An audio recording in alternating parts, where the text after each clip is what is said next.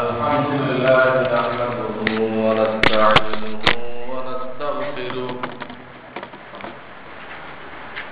ونؤمن به ونتوكل عليه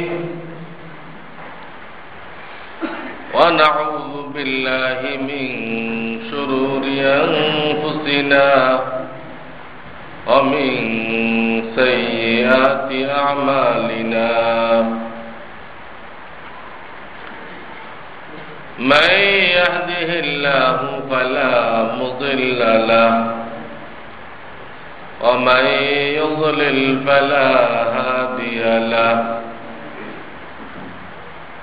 ونشهد أن لا إله إلا الله وحده لا شريك له ونشهد أن سيدنا ومولانا محمدا عبده ورسوله صلى الله تعالى عليه وعلى آله وأصحابه وبارك وسلم أما بعد فأعوذ بالله من الشيطان الرجيم بسم الله الرحمن الرحيم لقد كان لكم في رسول الله أسوة حسنة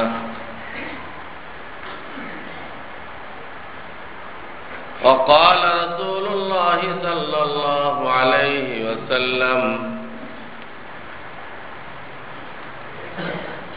بدأ الإسلام غريبا وسيعود كما بدأ فطوبى للغرباء وهم الذين يصلحون ما أفسد الناس من بعدي من سنتي صدق الله العلي العظيم وصدق رسوله النبي الكريم बुजुर्गान मोहतरम अल्लाह रब्बुल आलमीन बहुत बड़ो मेहरबानी करे আমাদেরকে সাইয়্যিদুল মুরসালিন সমস্ত নবীদের সর্দার মুহাম্মদুর রাসূলুল্লাহ তার উম্মতের কাতারে শামিল করেছেন এবং তার উম্মতের কাতারে শামিল হওয়ার কারণে নবী না হয়ে নবীওয়ালা কাজ করার সুযোগ দান করেছেন আলহামদুলিল্লাহ। কোরআন কারিমে লম্বা আলোচনা আছে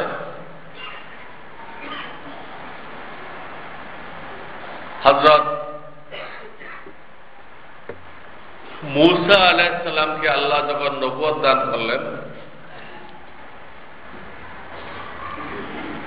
এবং ফিরআউনের কাছে যে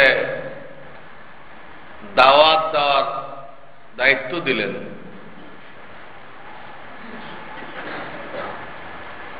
এত বড় দরবার খোদাই দাবি করেছে, এটা চিন্তা করে উনি আল্লাহর কাছে ফরিয়াদ করলেন যে ওনার ভাইকেও এই দাওয়াতের কাজের ইজাজত দেওয়া হোক। আল্লাহর কাছে চাইলেন, উদ্দেশ্য অন্তত একটা লোক ওনার সাপোর্টে থাকলো, সবাই হয়তো অস্বীকার করবে, একটা লোক যদি সমর্থন দেয়, তখনও যিনি দায়ী, দাওয়াত দেনেওয়ালা, তার হিম্মত অটুট থাকে, মজবুত থাকে। তো এই প্রসঙ্গে আল্লাহ তাআলা ওনাকে অনেক নেয়ামতের কথা স্মরণ করাইলেন। হে মুসা, তোমাকে আমি এই দিয়েছি, এই দিয়েছি, এই দিয়েছি, বহুত কথা বললেন।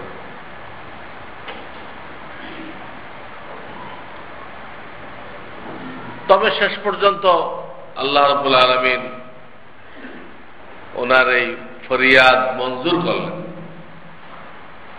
ওনার ভাই হারুন আলাইহিস সালামকে ওনার সাথে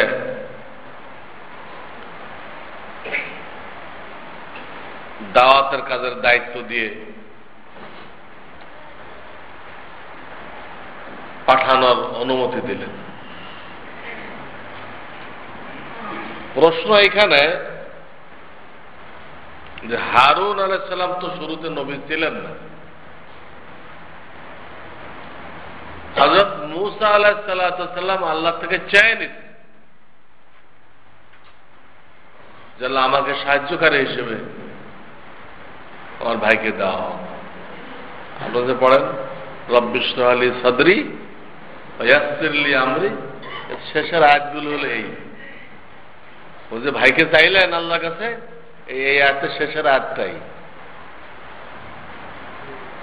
ওয়াজআল লি ওয়াজিরাম মিন আহলি হারুন আখিশদুদ বিহি আমরি। আমার পরিবারতে আমার একজন ওজির দাও। ওজির মানে সাহায্যকারী। বাদশার ওজির থাকে না, আয়াত আরবিতে ওজির, জালনি ওজিরাম মিন আহলি। তো এত বড় জলিলুল কদর, যার সাথে আল্লাহ ডাইরেক্ট কথা বলেছেন। দুনিয়াতে তো কোন নবীর সাথে সরাসরি আল্লাহ কথা বলেন না, জিব্রাইল আলাইহিস সালামের মাধ্যমে ওহী পাঠাইছেন, সরাসরি কথা বলেন না। কিন্তু হযরত মূসা আলাইহিস সালাম এনার সাথে কথা হয়েছে। কোরআনে আসছে ওয়াকাল্লামাল্লাহু মূসা তাকলিমা, এই সম্মান আল্লাহ ওনাকে দিয়েছেন। আর ওনার দরখাস্তের প্রেক্ষিতে ওনার ভাইকে ওনার সাথে দিয়েছে। এখানে আমাদের বোঝার বিষয়, ওনার ভাই দাওয়াতি কাজের দায়িত্ব পাইল, বহুত বড় একজন পয়গম্বরের দরখাস্তের প্রেক্ষিতে। কিন্তু এই উম্মত এরা যে দাওয়াতি কাজের সুযোগ পাইল, আমাদের জন্য কে দোয়া করছে? আমাদের কোনো ভাই কি নবী ছিল বা কারো পিতা কি নবী ছিল? এটা আল্লাহ তাআলার বিশেষ দয়া যে আমাদেরকে আখির নবীর উম্মত বানাইছেন এবং দাওয়াতি কাজের সুযোগও দান করেছেন। যেহেতু আমাদের কাছে ইলম নেই, এটা একটা সমস্যা। 2 নম্বর, মানুষের স্বভাব এটা, যারা মুফতে পায়, ফ্রি পায়, এটা তার কাছে কদর হয় না, মূল্যায়ন হয় না। মানুষের স্বভাব। আর যেটা অনেক কুরবানির পরে পায়, এটার মূল্যায়ন হয়। অনেক টাকা ব্যয় করতে হয়েছে, খুব টাকা। একই পড়াইতেছে, কিন্তু কোন কোন স্কুল আছে 50,000 টাকা মাসে বেতন দিতে হয়। তো সেইখানে ভর্তি করতে পারলে গার্ডিয়ান বহুত খুশি। যে একদম কামিয়াব হয়ে গেছে। অথচ এর থেকে কম যারা নিচ্ছে তার অনেক স্কুলে এর থেকে ভালো পড়াইছে, কিন্তু টাকা বেশি, এর দ্বারা সে বুঝছে এখানে সাংঘাতিক কিছু হবে। এই সাংঘাতিকের পিছনে পড়ে সে এটাকে কামিয়াব মনে করতেছে। এই চিন্তাধারার কারণে সবাই ফিস বাড়াই দিচ্ছে। আগের যুগে দেখছি হোমিও ডাক্তাররা 10 টাকা করে নিত, এক পুরিয়া ওষুধ দিত 10 টাকা। এখন তারা এক একজন ভিজিট নেয় 500 টাকা, 1000 টাকা, এরকম ভিজিট নেয়। ওরাও বুঝছে 10 টাকা নিলে পথে ফেলে দিয়ে দেবে, এই ওষুধ বাড়ি পর্যন্ত নেবে না। যে কি পানি পুনি দিতে, পড়া পানি মনে হয়। এই জন্য তার দিলের মধ্যে একটা গুরুত্ব পয়দা করার জন্য তার ফিস 1000 টাকা। তো মানুষের স্বভাব কষ্ট করে হাসিল করলে এটা তার কাছে মূল্যায়ন থাকে, আর ফ্রি পাইলে এর কোনো দাম নেই, এর কোনো দাম নেই। তো এই নবীওয়ালা কাজটা যে আমরা পাইলাম, কত বড় জিনিস, এটা আমরা অনুধাবন করতেও সমর্থ না।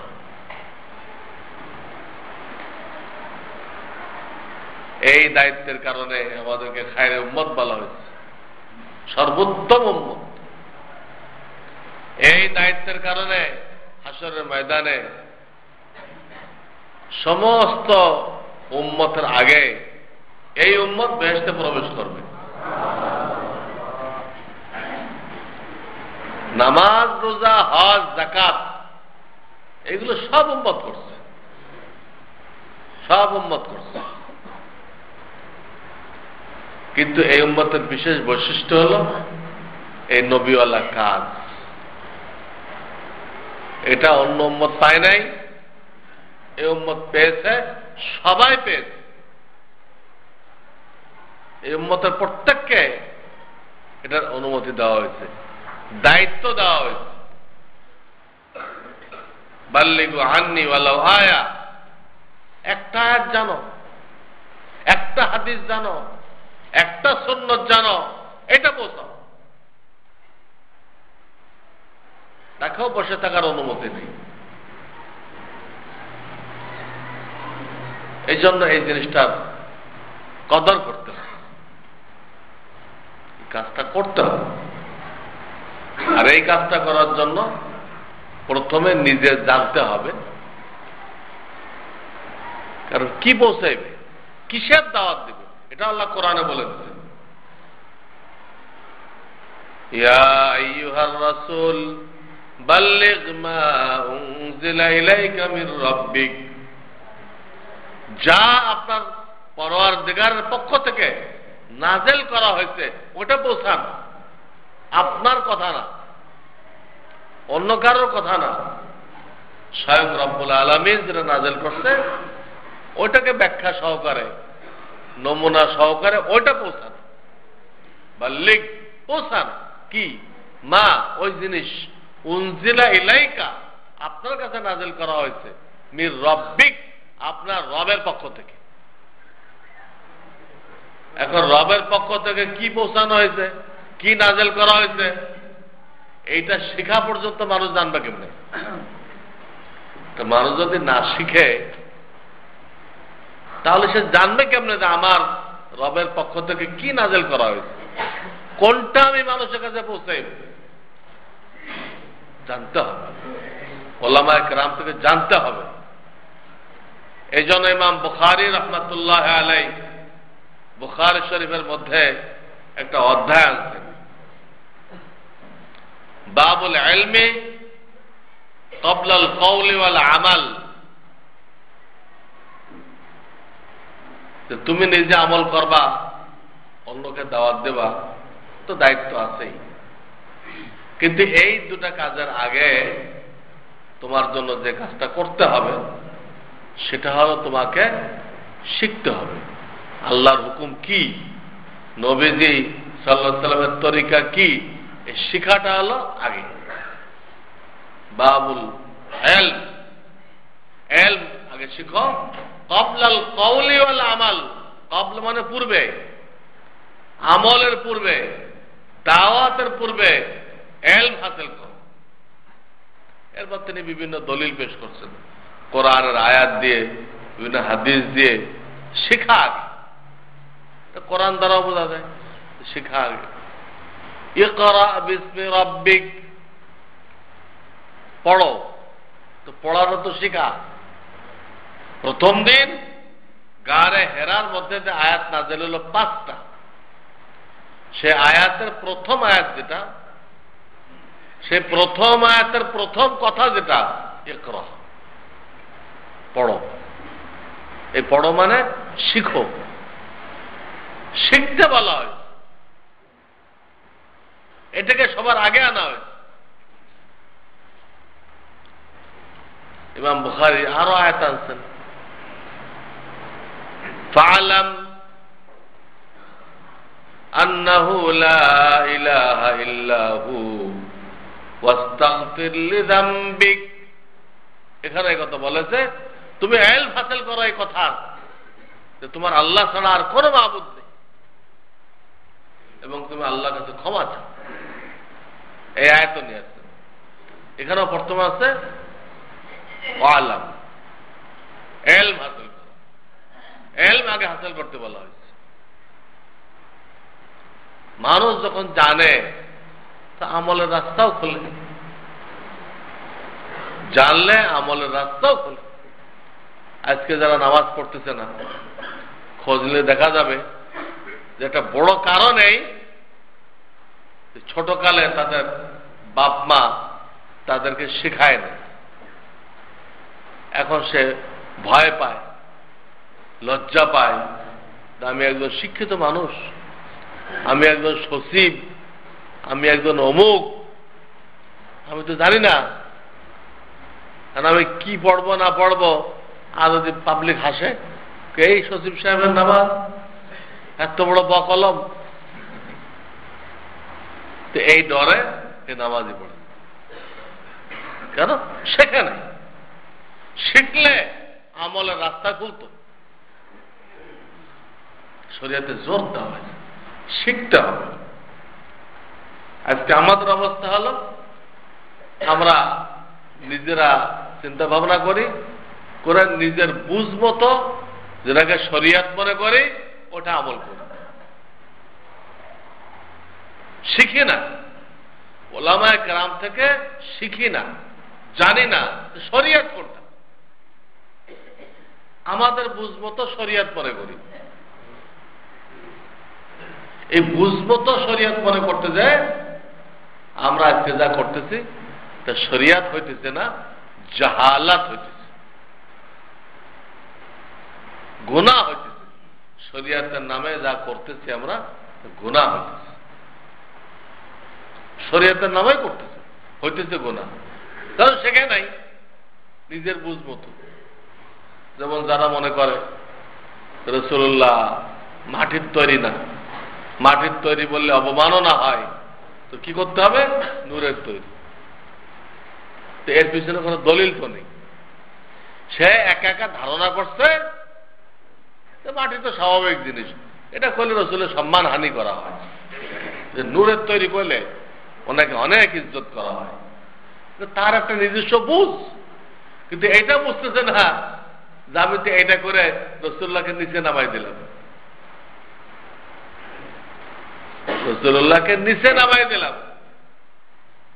আমি কালকেও আপনাদের মাহফিলে বলতেছিলাম যে আপনার এলাকায় আসছে একজন মন্ত্রী, আর আপনি পরিচয় করাই দিচ্ছেন, স্লোগান দিচ্ছেন চেয়ারম্যান সাহেব জিন্দাবাদ। আপনি তাকে সম্মান দিলেন না, তাকে আপনি নিচু করে দিলেন। আপনি হাতিকে ছাগল কইলেন। হাতি কত বড় জানোয়ার, ওদেরকে ছাগল বলা হয়, এটা ভুল। তো এই জন্য আমরা আজকে যারা করতেছি এটা এই টাইপের, নিজের বুঝ মতো সম্মান দিচ্ছি, বুঝ মতো রসুলকে সম্মান দিচ্ছি, তো নূরের তৈরি করতেছি, এতে ঈমান নষ্ট হয়ে যেতেছে। নিজের বুঝ মতো দুরূদ পড়তে পড়তে মাঝখানে দাঁড়াই যেতেছে, আর দলিল কি? আপনি দুরূদ পড়তেছিলেন বসে বসে, ভালো ছিল, কারণ নামাজও বসে বসে দুরূদ পড়তে বলা হয়েছে, এটা ভালো ছিল। আপনি আপনার বুঝ মতো দাঁড়াই গেলেন, নিজের বুঝ মতো, নিজের বুঝ মতো, নিজের বুদ্ধি মতো হঠাৎ দাঁড়াই গেলেন। আপনি বুঝতেছেন এইটা বেশি সম্মান করা, এতক্ষণ বসে পড়ছি, ওর থেকে এটা বেশি সম্মান। তাহলে এতক্ষণ অসম্মান করলেন কেন? আপনার বুঝ যদি ধরা হয়, এতক্ষণ অসম্মান করছেন, এখন আপনি সম্মান শুরু করছেন। অথচ আল্লাহ তাআলা আমাদেরকে নামাজের মধ্যে বসা অবস্থায় দুরূদ শরীফ পড়তে বলেছেন। দাঁড়ায় পড়লে যদি বেশি সম্মান করা হইতো, তাহলে সূরা কিরাতের পরে দুরূদ দেওয়া হইতো। দাঁড়ায় সূরা কিরাত পড়ি না, ওই সূরা কিরাতের পরে দুরূদ শরীফ পড়তে বলা হইতো, যেটা বেশি সম্মান। দাঁড়ায় পড়লে আমার নবীকে বেশি সম্মান করা হয়, সূরা কিরাতের পরে দুরূদ শরীফটা পড়ে দাও। এটা আল্লাহ কি পারতেন না? তা তো দেন নেই, তা তো করেন। আল্লাহ বসে পড়ার নির্দেশ দিলেন, আর আপনি নিজের বুঝমতো দাঁড়ায় পড়াকে বেশি সম্মান মনে করেন, তো আল্লাহটাকে ভুল হয়ে গেল। নাউযুবিল্লাহ, আল্লাহটা তো ভুল হইতে পারেন। এই যে দাঁড়াই গেল, কোন দলিল আছে? বরং এর উল্টা দলিল আছে, উল্টা দলিল আছে। হাদিসের মধ্যে পাওয়া যায়, প্রথম নবীজি সাল্লাল্লাহু আলাইহি সাল্লাম যখন মজলিসে আসতেন, তো সাহাবায়ে কেরাম দাঁড়ায় গেছে। হুজুর এটা খুব অপছন্দ করতেন, যে এটা কি দাঁড়াই দাও কি জন্য? তো তারা বলল, হুজুর, রোম পারস্যের বাদশা যখন দরবারে আসে, তো সব লোকজন দাঁড়ায় যায়। তো তারা তো নির্দিষ্ট এলাকার বাদশা, আর আপনি তো দোজাহানের বাদশা, দুনিয়ারও বাদশা, আখিরাতের বাদশা। আখিরাতে আল্লাহর হিসাব নিকাশ শুরু করবেন কার কথায়? কোন নবী আল্লাহকে বলতে সাহস করবেন না, আল্লাহ রসুল সুপারিশ করবেন। আল্লাহ রসুল সুপারিশ করার পরে আল্লাহ রসুলের কথায় আল্লাহ হিসাব নিকাশ শুরু করবেন। যে জায়গায় যাই তিনি সুপারিশ করবেন, ওই জায়গার নাম হলো মাকামে মাহমুদ। আমরা দোয়াতে পড়ি, আতি মুহাম্মাদানিল ওয়াসিলাতা আল ফাজিলা ওয়াবআথহু মাকামান মাহমুদা। এই মাকামে মাহমুদ একটা জায়গা, এখানে যাই তিনি আল্লাহর কাছে সুপারিশ করবেন, এরপরে বিচার শুরু হবে। এর আগে শুরুই হবে না, মানুষ হয়রান পরেশান থাকবে। তো তারা বলে, হুজুর, এরা তো এক এক এলাকার বাদশা, আপনি তো দুই জাহানের বাদশা, আপনাকে কেন আমরা সম্মান করব না? বলেন, দেখো, দাঁড়াই দেওয়ার মধ্যে কোনো সম্মান নেই। তো তোমাদের বুঝবো তো সম্মান করা হয়, আসলে দাঁড়াই দেওয়ার মধ্যে কোনো সম্মান নেই। সম্মান তো তোমার দিলে থাকবে, আমার প্রতি সম্মান তোমার দিলে থাকবে, এবং সেটা প্রকাশ পাবে কাজের দ্বারা। তোমার দিলের মধ্যে আমি মুহাম্মদ রাসূলুল্লাহ প্রতি সম্মান থাকবে, মহাব্বত থাকবে, এবং দিলেরটা, অন্তরেরটা প্রকাশ পাবে তোমার কাজের দ্বারা। তোমার মাথার চুল থেকে পাওয়া পর্যন্ত, হ্যাঁ, এবং তোমার প্রত্যেকটা কর্মকাণ্ডে আমার তরিকা ফুটে উঠবে। তাহলে বোঝা গেল তুমি আমাকে সম্মান করছো। তো হুজুরে তাদের মন গড়া সম্মান করাকে বাতিল করে দিলেন, বাতিল করে দিলেন। না, এটা সম্মান নেই, এটার নাম সম্মান না। সম্মান হলো আমাকে অনুসরণ করার মধ্যে। এতে কোনটাকে সম্মান বলা হয়, কোনটাকে নবীদের অনুসরণ করা হয়, কোনটাকে নবীদের ইশক মুহাব্বত বলা হয়, এটা আপনার আমার বুঝমতো হইলে হবে না, রসুলের বুঝমতো হইতে হবে। তাহলে ওই এশক মোহাব্বতটা সুন্নত হবে, আর আপনার আমার বুঝমতো হইলে বেদাত। সুন্নত আর বেদাতের পার্থক্য কি?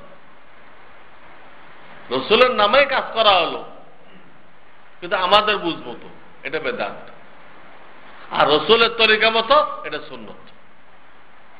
সুন্নত এটা আমরা হঠাৎ দাঁড়াই নাই, এই দাঁড়াই গেলে বেশি সম্মান, এটা আল্লাহ রসুল পছন্দ করেন নাই, পরিষ্কার ভাষায় তাদেরকে মানা করে দিয়েছেন। পরের থেকে সাহাবায়ে কেরাম রাদিয়াল্লাহু তাআলা আনহু আজমাইন আর দাঁড়াইতেন না। যার জন্য দাঁড়াই তিনি রাগ করেন, তিনি মনক্ষুণ্ণ হন, খারাপ মনে করেন, তো লাভটা কি? আপনি যাকে রাজি খুশি করার জন্য করতেছেন তিনি কষ্ট পাইতেন, তাহলে করবে সেটা? আর এইভাবে তাকে খুশি করা যাবে? কখনো যাবে না। তোমরা বন্ধ করে দিলে। আবার অনেক ভাই বলে কি, আমরা দাঁড়ায় ইয়া নবী কেন বলি? ইয়া তো সামনাসামনি বলতে হয়, সামনের লোকেরা ইয়া করে ডাকতে হয়। ইয়া কেন বলি? যে আমরা দাঁড়ায় ইয়া নবী করে যখন টান দেই তো স্বয়ং নবীজি হাজির হয়ে যায়। কত বড় গুমরাহের কথা! ইয়া নবীর কোনো অর্থই হয় না, এই দুরুদের কোনো অর্থই হয় না।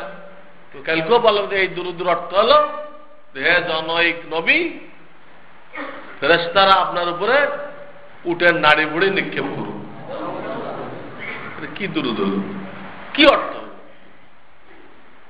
আপনি গলত দুরূদ শরীফ পড়লে উনি হাজির হয়ে যায়, এই দাবির দলিলটা কি? কোন দলিল নেই, শুধু একটা মন গড়া কথা। দলিল এর বিরুদ্ধে। দলিল হলো এই, নবী আলাইহিস সালাতু ওয়াস সালাম বলেছেন যে আল্লাহ রাব্বুল আলামিন অসংখ্য ফেরেশতা জমিনে ছড়াই ছিটা রাখেন, তাদের একটাই কাজ, আর দ্বিতীয় কোনো দায়িত্ব দেওয়া হয়নি। আমার কোন উম্মত যখন আমার উপরে দুরূদ শরীফ পাঠ করবে, ওই ফেরেশতারা দুরূদ পাঠ করনেওয়ালা ব্যক্তির নাম, তার বাপের নাম এবং তার বংশের নাম সহ এটা আমার কাছে পৌঁছায় দেয়। তো এরা বলতেছে তিনি হাজির হয়ে যায়, এর পক্ষে কোনো হাদিস নেই, কোনো দলিল নেই। দলিল হলো এটা যে আল্লাহ তাআলা লাখ লাখ ফেরেশতা জমিনে ছড়াই ছিটাই দিয়ে রাখছেন, যেখানে আপনি দুরূদ পড়েন না কেন, সাল্লাল্লাহু আলাইহি ওয়াসাল্লাম, সাল্লাল্লাহু আলাইহি ওয়াসাল্লাম এই পড়লেন।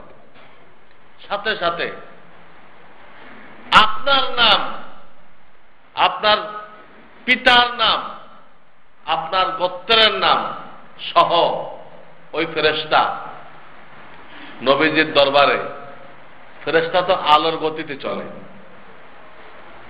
আলোর গতি এক সেকেন্ডে কত আল্লাহ জানে, তারা তো নূরের তৈরি, এক সেকেন্ডে চলে যেতে, এবং আপনার সালাম নবীজির দরবারে পেশ করতেছে। তো হাদিস বলতেছে যে আমাদের সালামগুলো পৌঁছানো হয়, ফেরেশতার মাধ্যমে পৌঁছানো হয়। আর আমাদের কিছু ভাই বলতেছে যে তিনি সালাম নেওয়ার জন্য নিজে চলে আসেন। হ্যাঁ, আপনি এক লোকের হাদিয়া দিতে চান, তা আপনি কি তার কাছে পৌঁছে আসবেন নাকি তারা আপনার বাড়িতে নিয়ে আসবেন? অনেক করে বাড়িতে এনে হাদিয়া দেয়, গলত তরিকা। সেই তরিকা হলো আপনি যান, তাকে কষ্ট দিবেন না। যাকে হাদিয়া দিতে চান নিশ্চয় আসছে কোনো ভালো মানুষ, আল্লাহওয়ালা মানুষ। তা আল্লাহওয়ালা মানুষকে আপনি কষ্ট দিয়ে বাড়িতে এনে তার হাদিয়া দিবেন, গলত তরিকা। সেই তরিকা হলো আপনি যান, আপনি কষ্ট করে তার কাছে পৌঁছেন, পৌঁছে তার কাছে ইজাজত নেন, অনুমতি নেন। যদি অনুমতি দেয় তো আপনি পেশ করেন, সেই তরিকা। কাজেই আমাদের তো উচিত ছিল, যদি আল্লাহ আমাদেরকে তৌফিক দিয়ে থাকে, আমরা মক্কা শরীফ যাব, মদিনা শরীফ যাব, সেখানে হজ উমরা করে নবীজির রওজায় যাব, সেখানে সামনাসামনি সালাম পেশ করব।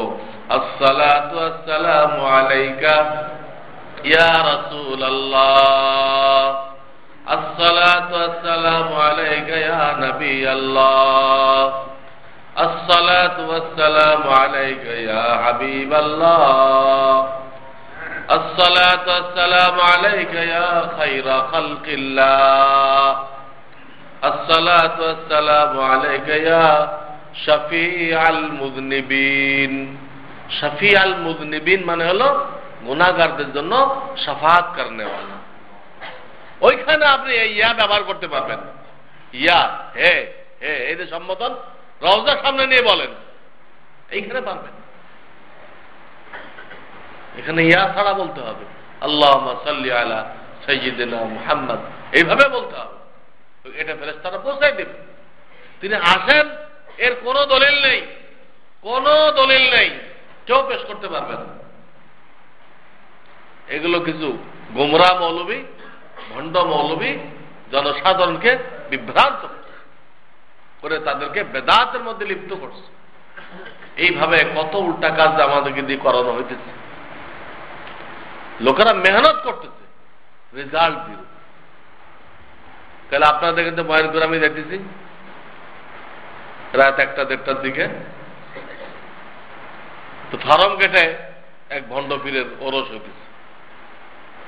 সে যে গেট সাজাইছে, কত রকম লাইট লাগাইছে, অন্তত এই গেট সাজাইতে তার 5 লক্ষ টাকা লাগছে। ফার্ম গেটতে নিয়ে সংসদ পর্যন্ত গেট সাজাইছে। আর কত রকম বাতি আর মিনারা বানাইতে বানাইতে কত উপরে নিয়ে গেছে।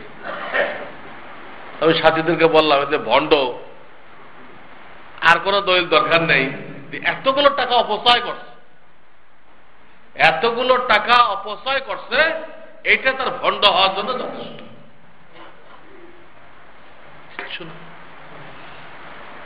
একখানে গরু বেঁধে রাখছে, একখানে উট বেঁধে রাখছে, বলে এই ওয়াজি করছি আমি, এই গরু একটাও খাওয়াবে না, খালি বেঁধে রাখতে কেন? মানুষ নামক গরুগুলোকে ওখানে হাজির করার জন্য। অনেকে কবুতর পালে কি জন্য? এই কবুতরে আরো কিছু কবুতর লয়ে আসবে। যে গরু বাঁচছে কেন? এই গরু আরো কতগুলো গরু লয়ে আসবে। আনছো এলেম না থাকলে এইসব জায়গায় যে মানুষ ইমান নষ্ট করে, একদম ভণ্ড বকলব, কোনো এলেম রাখে না, কোনো এলেম রাখে না। ওইদিন মানিকগঞ্জ একখানে গেলাম, লোকেরা মানে বলল যে আমাদের গ্রামে 12টা পীর, এক গ্রামে 12টা পীর, এক একজনে 400 টাকা না 500 টাকা করে একটা ই রাখছে, খাদেম রাখছে। ও ওই পীরে বাবা বাবা করবে, এতে বাকি যারা আসবে ওরটা শুনে শুনে তারাও কি করবে। তার মধ্যে একজনের নাম দিচ্ছে আল্লাহ বাজার। মানুষের মূর্খতা, জাহালাত। আল্লাহ রসুল আসছিলেন কেন দুনিয়াতে?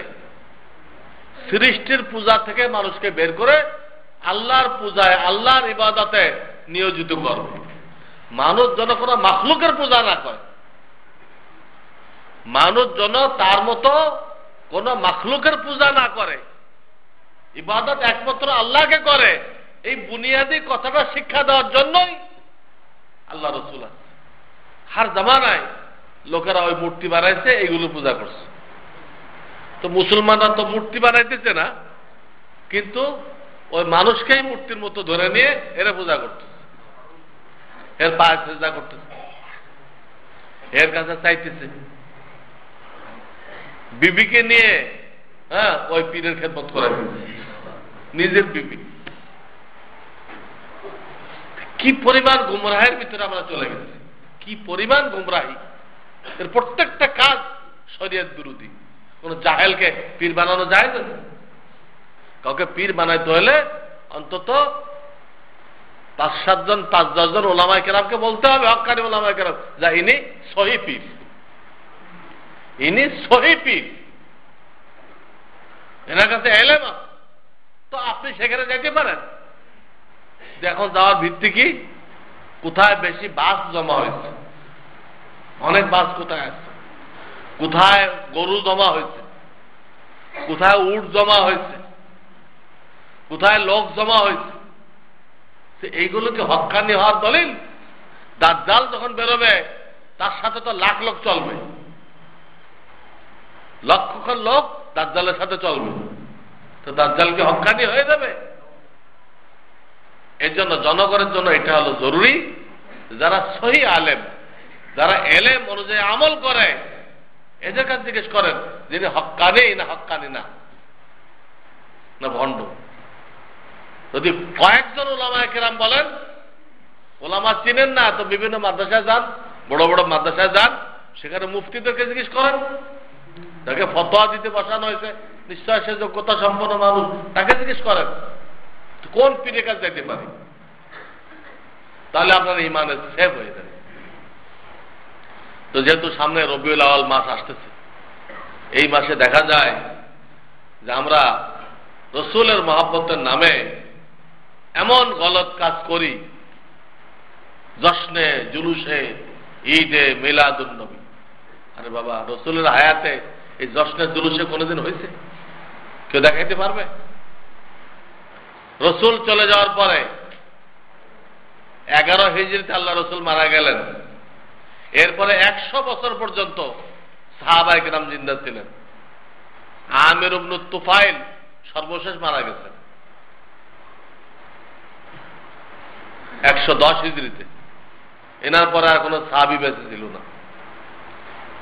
তো হুজুরের ইন্তেকালের পরে 100 বছর সাহাবায়ে কেরাম জীবিত ছিলেন, বিভিন্ন শহরে, বিভিন্ন দুনিয়ার বিভিন্ন এলাকায় তারা পৌঁছছিলেন। এই লক্ষাধিক সাহাবী বিভিন্ন শহরে ছিল। কোন একজন সাহাবী কোন একটা শহরে কি 12 রবিউল আউয়াল জশ্নে জুলুসে ঈদে মিলাদুন নবী পালন করছে? যদি ইশকে রাসূল হয়ে থাকে তাহলে আপনার আমার থেকে অনেক বেশি হকদার ছিল এই সাহাবায়ে কেরাম। তারা সত্যিকার অর্থে রাসূলের আশিক ছিল। বিভিন্ন যুদ্ধে তারা অকাতরে নিজের গর্দানকে বিলাই দিয়েছেন, রসুলকে সেভ করার জন্য, আল্লাহর দ্বীনের হেফাজত করার জন্য গর্দান দিয়ে দিয়েছেন, শহীদ হয়ে গেছেন। আমাদের শহীদ হইতে গেলে কয়জন রাজি আছে? কয়জন রাজি আছে জান দিয়ে আল্লাহ রসুলের দ্বীনের হেফাজত করবে? খুব কম পাওয়া যায়। তারা এত বড় আশিক ছিল, তারা তো এই কাজ করে নাই, এইটাকে রসুলের মহব্বত বলে নাই। তাহলে আমরা তাদের থেকে বেশি আশিক হয়ে গেলাম। এটা সুন্নত হবে না বেদাত হবে? বেদাত। যুবতী মেয়েরা মিছিল বের করতেছে রসুলের মহব্বতের নামে, যেখানে কোরআন হাদিসে যাদেরকে অপারগতা ছাড়া ঘরের থেকে বের হওয়া নিষেধ, বাড়ির চার দেওয়ার থেকে মেয়েদের বের হওয়া নিষেধ, এখন তো ঠেকা হলে পর্দা করে বের হতে পারবে। ঠেকা মার্কেটিং করার জন্য না, চাকরি করার জন্য না। স্বামী চাকরি করতেছে, তাহলে স্ত্রীর চাকরি করার কি টাকা আছে? কি টাকা আছে? চলে না, চলে না। গলত আকিদা। তুমি আল্লাহর আকিদা সহি করো যে আল্লাহ আমার স্বামী টাকা দিয়ে আমাকে চালাবে, তো চলবে। সে আকিদাই করছে যেন একজনের টাকা দিয়ে চলবে না। কতগুলো মহিলা এই বিশ্বাস রাখে, বা তার স্বামীও বিশ্বাস রাখে, দুইজনে চাকরি না করলে সংসার চলবে না। আল্লাহ বলে রাখছেন, আনা ইনদা জন্নে আবদি বি, তুমি আমার থেকে যেভাবে দিবা আমি তোমাকে সেইভাবে দিব। তুই চাইছো এইভাবে যে আমরা দুইজনে চাকরি করবো, তারপরে দিয়ে আচ্ছা ঠিক আছে দিলাম। এইভাবে কেন চাইলো না যে পুরুষ একজনে চাকরি করবে আর মহিলা ঘরে থেকে স্বামীর খেদমত করবে, আল্লাহর ইবাদত করবে, বাচ্চাগুলোকে আল্লাহর ওলি বানায় দিবে?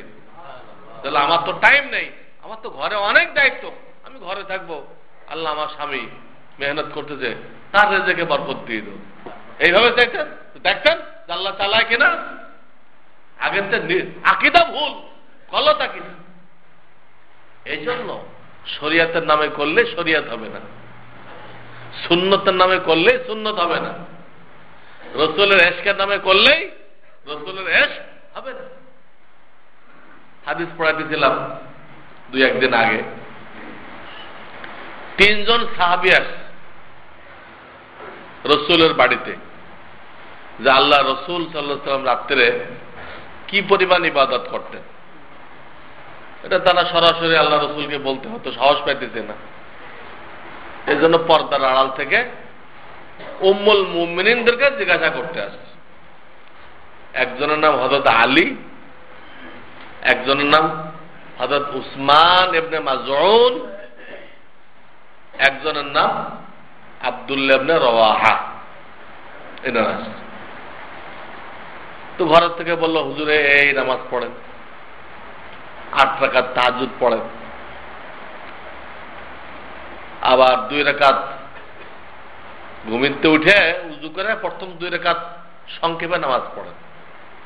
ওটা হলো আমরা ঘুমাইলে শয়তানে আমাদের কাঁধের মধ্যে জাদু করে। আলাইকা লাইলুন তাবিল ফারকুদ, এটা বলে জাদু করে যাতে আমরা উঠতে না পারি।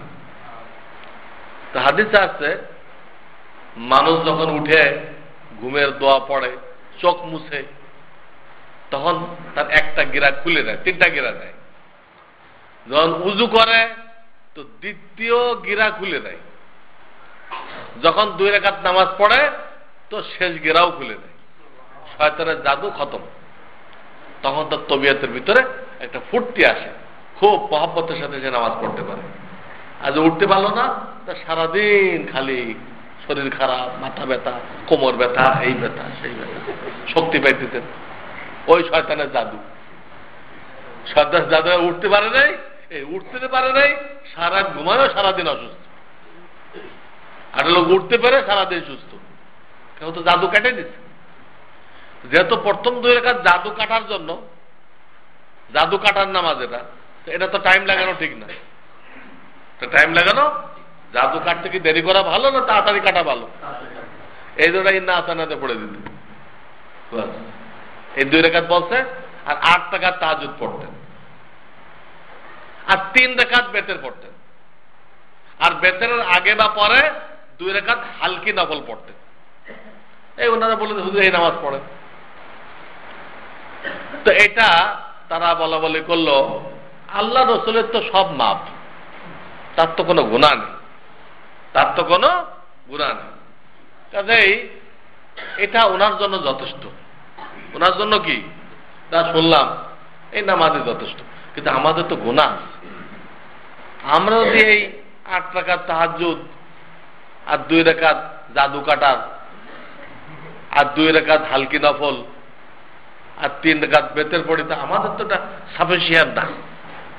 আমরা তো গুনাহগার। কি করতে হবে? একজন বলল যে আমি আজকের থেকে বাকি জিন্দেগি রাত্রে ঘুমাবো না। একজনই বলল, সারা রাত নামাজ পড়তে থাকবে। আর একজন বলল, আমি নিয়ত করলাম বাকি জীবন আমি আর রোজা ছাড়া থাকবো না, খালি ঈদের দিন বাদ দিয়ে বাকি সারা বছর কি করব? রোজা রাখবো। 5টা দিন তো নিষেধ, ওই 5 দিন বাদ দিয়ে সারা বছর একটানা রোজা রাখবো। আর একজন বলল, 3 জন তো গেছে, বলল এই বিবি বাচ্চা নিয়ে ইবাদত করতে ঝামেলা হয়ে যায়, আমি কোনো বিয়ে শাদী করবো না, এই ঝামেলার মধ্যেই পড়বো না। এটা তারা বলা বলি করল। তো এটা উম্মুল মুমিনিন হুজুরের বিবিরা এটা শুনছে, এরপর এটা চলে গেছে। তো নবীজি যখন ঘরে আসছে, তা তারা রিপোর্ট দিচ্ছে যে 3 জন সাহাবী ছিল, আপনার ইবাদত জিজ্ঞেস করছে, আমরা এই কইছি, তারা এই বলা বলি করছে। তখন হুজুর আলাইহিস নিজে গেছেন তাদের ওইখানে, যাই জিজ্ঞেস করছেন, আনতুমুল লাযিনা কুলতুম কাযা ওয়া কাযা, তোমরা কি গেছিলে আমার বাড়িতে, আর আমার ইবাদত শুনে তোমরা কি এই কইছো? আগে তো পাকড়াও করলেন, আগে তাকিক করলেন, আগে জিনিসটা যাচাই করলেন, তোমরা কি এইগুলো বলছো? জি হুজুর বলছি। দেখো আমি নবী, তোমাদের থেকে আমার এলেম বেশি, তোমাদের থেকে আমার তাকওয়া বেশি। তা আমল করার জন্য এই 2টা জিনিস লাগে। কি লাগে? একটা এলেম লাগে, একটা কি লাগে? তাকওয়া লাগে। ওই উভয়টা জিনিস আমার মধ্যে বেশি। এরপর আমার ইবাদত কি? আমি নামাজও পড়ি, ঘুমও পড়ি,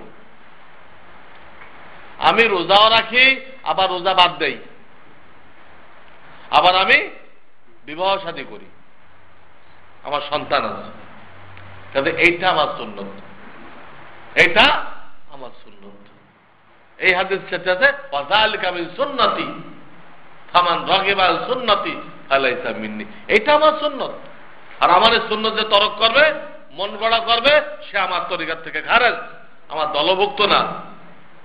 একটু চিন্তা করেন, এরা কিন্তু কোনো বেদাত করতেছিল না।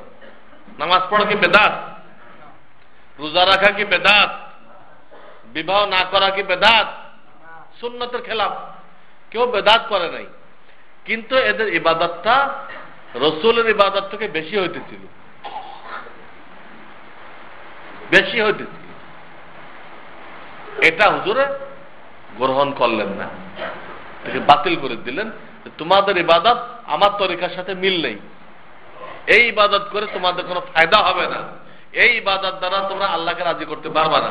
আল্লাহকে রাজি করতে হলে আমার অনুসরণের মাধ্যমে করতে হবে। আমি বিবাহ করছি, তুমি বিবাহ না করে আল্লাহকে রাজি করবা? আমি রাত্রে ঘুমাই, তাহাজ্জুদে পড়ি, তুমি ঘুম না পড়ে আল্লাহকে রাজি করবা? আমার তরিকার বাইরে যে আমি মাসের 3টা রোজা রাখি, তুমি 30টা রাখে আমার বরখেলাপ করে আল্লাহকে রাজি করবা? দেখেন, এরা বেদাত করে নাই, জায়েজ কাজ করছে, কিন্তু জায়েজ কাজের মধ্যে হুজুরের যে একটা পরিমাণ ছিল তারটা বাড়াই ফেলছে। এইটা পর্যন্ত হুজুর বাতিল করে দিলেন যে এইভাবে তোরা কখনো আল্লাহকে রাজি করতে পারবা না। আর আমরা যারা করতেছি তো টোটাল বেদাত, কোরআন হাদিসের বাইরে। কোরআন হাদিসে কোনো অরস নেই, কোনো মাজার পূজা নেই, কোনো কিয়াম নেই, কোনো জশ্নে জুলুসে নেই, কিচ্ছু নেই। এগুলো সব মন গড়া, বাতিল। এইগুলো করে সময় নষ্ট করতেছি, জিন্দেগি বরবাদ করতেছি। এইগুলো নিয়ে আল্লাহ কাছে যাবো, আল্লাহ এক বালু কোনা সব দিবেন না। তোমরা কই পাইছিলা? তোমরা এগুলো কই পাইছিলা? দেখাই দেন এক ভণ্ডকে, ওই ভণ্ডরে সহ আপনারা সহ দোজখে ফেলবে। তো তুমি হক্কানি তালাশ করে পাও নাই, এই ভণ্ডরে খুঁজে পাইছিলা। নাউযুবিল্লাহ মিন যালিক। সহি কাজ করলো 3 জন সাহাবী, এইটা হুজুর মানলেন না। আর আমরা যা করতেছি এর তো কোনো দলিল প্রমাণই নেই শরীয়তে, সম্পূর্ণ বেদাত, গুমরাহি। এই জন্য আমরা সতর্ক হই। সামনে রবিউল আউয়াল মাস আসতেছে, কালকে হয়তো শুরু হয়ে যাবে, আগামীকাল থেকে। এই মাসে বহু বেদাত হবে, বহু ছেড়েকি কাজ হবে। আমরা এগুলো থেকে দূরে থাকি। আমরা হক্কানি উলামায়ে কেরাম থেকে যেটা সঠিক সুন্নত, সহি সুন্নত, ওটা করি। ওটা দেখতে অল্প হবে, দেখতে অল্প হবে, কিন্তু আল্লাহ ওটার মধ্যে কামিয়াবি রাখছে। ওইটাই রসুলের ইশক, ওইটাই রসুলের মুহাব্বত। আল্লাহ আমাদেরকে বোঝার তৌফিক দান। ওয়া আখিরু দাওয়ানা আনিল হামদুলিল্লাহি রাব্বিল আলামিন।